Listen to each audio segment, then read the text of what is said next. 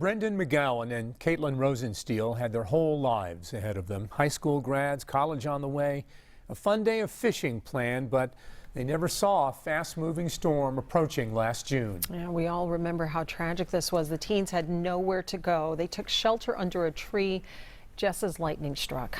It was such a freak thing, and I was pretty angry at the beginning just because I thought, oh my gosh, out of all those trees, it had to be the one that they were beside.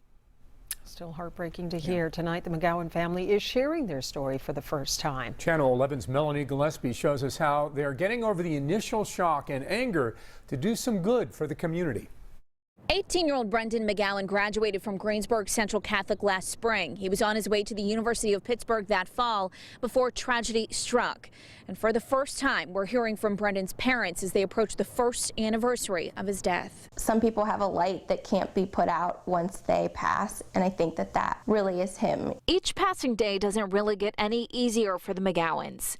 It was such a freak thing, and I was pretty angry at the beginning just because I thought, oh my gosh, out of all those trees, it had to be the one that they were beside or in a close vicinity to.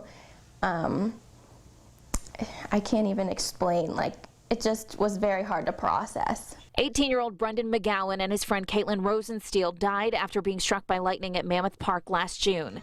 It's a day his older sister remembers vividly. We saw him that day and said, I love you and I'll see you for dinner, because we were all going to have pizza. We planned it out and stuff. Concerns from his friends and Brendan not answering their calls made the fear real. But we had kind of already known, just from his friends, that we had already known before. Brendan was an athlete, played baseball for Greensburg Central Catholic. His family says he planned to go to Pitt and major in biochemical engineering in the fall. He made everybody feel like a somebody, and he kind of did that through a leadership position that he didn't boast about, but he was a very strong leader, but made everyone around him feel confident and comfortable. He got in trouble, but he was so funny. You ended up laughing before you could even punish him. The McGowans remember Brendan through laughs and tears and through his friends who continued to visit the McGowans.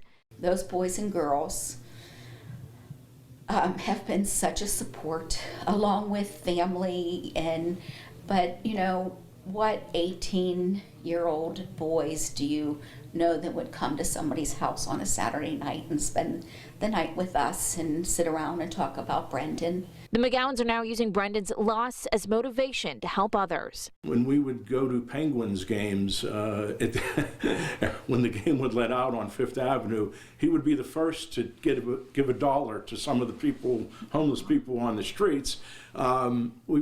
It's that idea, it's that feeling that we want to keep alive. That's why they set up the nonprofit Angels in the Infield, a memorial charity in Brendan's name to fund scholarships and food banks. He always looked for the positive, and it seemed to work out in the end for him. He had a smile and a laugh his smile lit up the room. His laugh was contagious.